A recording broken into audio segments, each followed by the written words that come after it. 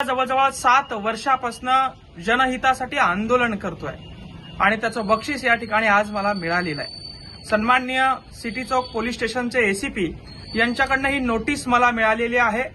मी नोटीसचा मायना या ठिकाणी आपल्याला वाचून दाखवतो। प्रति मंगेश संजय साबळे, वय 27 वर्ष, राहणार गेवराई, पायगा, तालुका फुलंब्री, जिल्हा छत्रपती संभाजीनगर।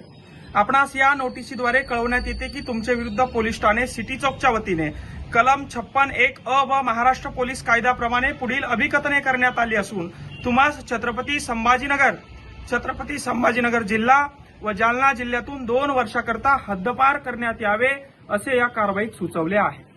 मला छत्रपती संभाजीनगर व जालना जिल्ह्यातून 2 वर्षासाठी तडीपार करण्यासाठीची ही नोटीस आहे। त्याचं कारण काय? मी कलेक्टरला बोललो म्हणून नाही, मी सीओला बोललो म्हणून नाही, मी संविधानिक पद्धतीने किंवा असंविधानिक पद्धतीने काही वेळा आंदोलन केले म्हणून नाही, तर याच्यामध्ये 2 साक्षीदार पकडून आणण्यात आले आहेत आणि त्यांची साक्ष घेण्यात आलेली आहे।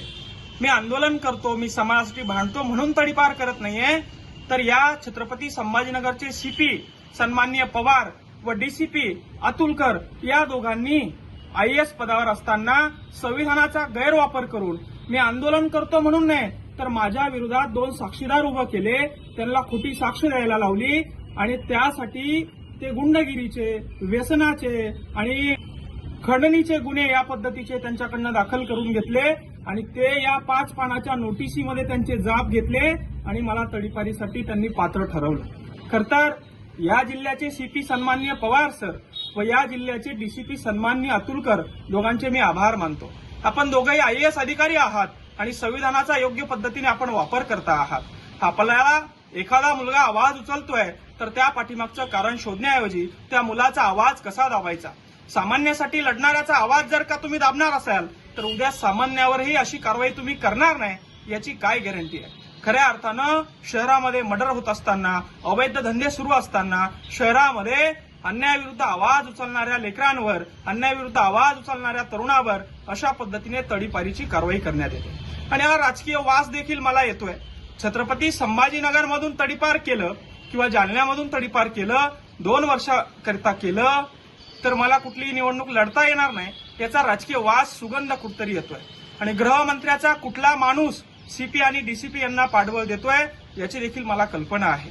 हे शासन तुमचं आज आहे, उद्या तुमचं राहणार नाही। आज तुम्ही संविधानाचा वाटेल तसा उपयोग करतात, उद्या तुम्हाला तो करता येणार नाही। आमच्यासारखे जेनजी जर का पेटून उठले तर तुम्हाला खुर्च्या सोडून पळावं लागेल, एवढंच या ठिकाणी सांगतो। खऱ्या अर्थानं तुम्ही मी करत असलेल्या कामावर तडीपारवायची कारवाई केली तर मला कुठलीही अडचण नाही।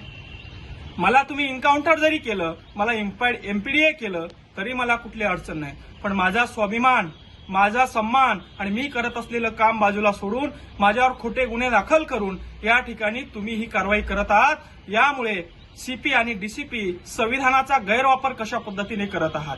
हे आयएएस लेवलचे अधिकारी हुशार असतात, यांनी काहीतरी चांगलं काम करायला पाहिजे। यांच्या कर्तृत्वावर देश आज टिकून आहे असं कुठेतरी वाटत होतं, मात्र हे आयएएस लेवलचे सीपी आणि डीसीपी अतुलकर आणि पवार हे दोघंही राजकीय नेत्यांची कठपुतली झालेली आहे असंच कुठेतरी दिसून येतं। मागच्या वेळी जेव्हा मला हे सीपी पवार साहेबकडे घेऊन गेले, पवार साहेब वारंवार मला एकच प्रश्न विचारत होते, गाडी का जाळतो, गाडी का जाळली, गाडी का जाळली? मी सांगितलं, अरे बाबा, माझ्या समाजाचं रक्त सांडलं होतं, माझ्या समाजावर लाठीचार्ज झालता म्हणून गाडी जाळली।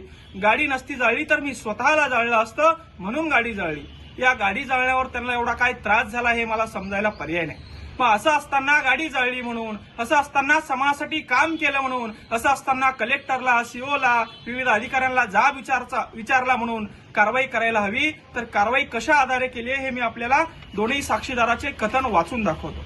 सुमारे 1 महिन्यापूर्वीची गोष्ट आहे, साक्षीदारास नेमकी तारीख आठवत नाही। संध्याकाळी 7:30 वाजेच्या सुमारास साक्षीदार शेतात राहत असल्याने किराणा सामान घेण्यासाठी आमच्या गेवराई पायगा गावात आलो होतो, तेव्हा आमच्या गावातील ग्रामपंचायतच्या बाजूला असलेल्या मोकळ्या मैदानात मंगेश साबळे आणि त्यांचे काही साथीदारी नशा करत बसले होते। त्यांनी मला पाहून इकडे ये म्हणून आवाज दिला। मी त्यांच्याकडे गेलो असता त्यांनी मला कॉलर पकडून त्यांच्यात बसवले आणि पैसे मागायला सुरुवात केली। पैसे दिले नाही तेव्हा माझ्या कानाखाली मारली आणि माझ्या खिशातून 3,500 रुपये काढून घेतले। चल, तुझ्याकडचे सर्व पैसे काढ, आम्हाला पिक्चरला जायचंय म्हणून माझ्याकडचे पैसे नाहीत असं जेव्हा मी सांगितलं तेव्हा माझ्या कानाखाली मारली आणि हे खोटे गुन्हे। किती पैसे काढले? 3,500।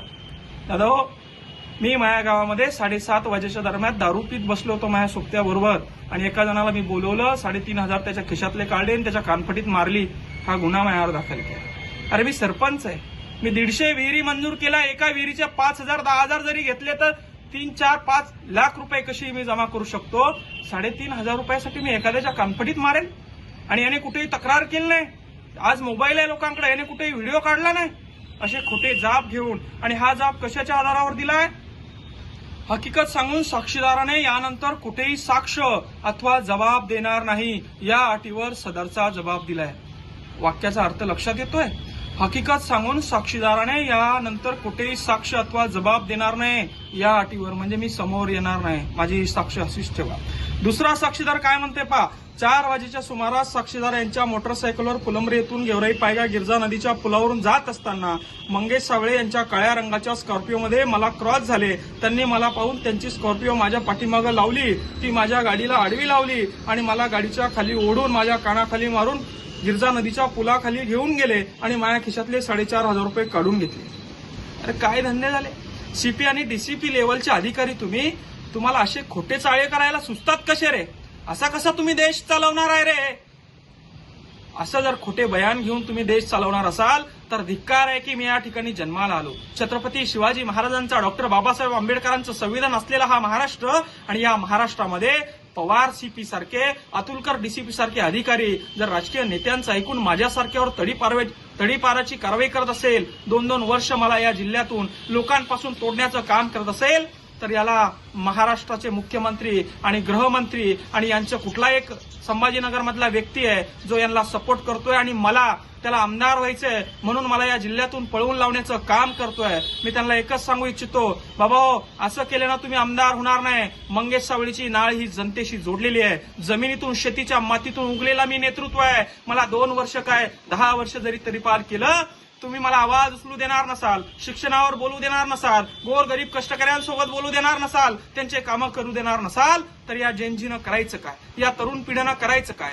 या व्यवस्थेचे फटके आम्ही खाणार नाही. इथून तडीपार झालो म्हणून काय झालं? महाराष्ट्रातून, मराठवाड्यातून भीक मागो आंदोलन आम्ही सुरू करतो, झोळी घेतो आणि भीक मागून आमचं पोट या ठिकाणी आम्ही भरतो. भीक मागून एक मंगेश सावळे जर का तुम्ही छत्रपती संभाजीनगरमधून काढत असाल तर असे हजारो मंगेश सावळे महाराष्ट्रात तयार करतो आणि महाराष्ट्र दौरा आम्ही सुरू करतो, हेच या ठिकाणी मी सांगतो. आणि सीपी आणि डीसीपी आणि गृहमंत्र्याचा तो इथला असलेला ओएसडी, त्यांना चेतावणी आहे, तुम्ही जर का मंगेश सावळेला तडीपार करणार असाल, मंगेश सावळे शांत बसणार नाही.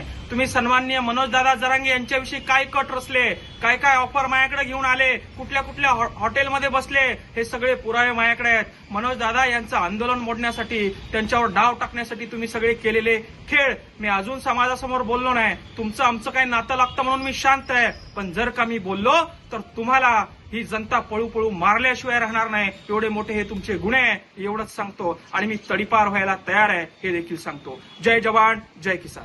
महाराष्ट्रातील ताज्या बातम्यांसाठी बघत रहा टाइम्स टुडे 18 सोबतच शेअर करा, सबस्क्राईब करा आणि बेल आयकॉन प्रेस करा.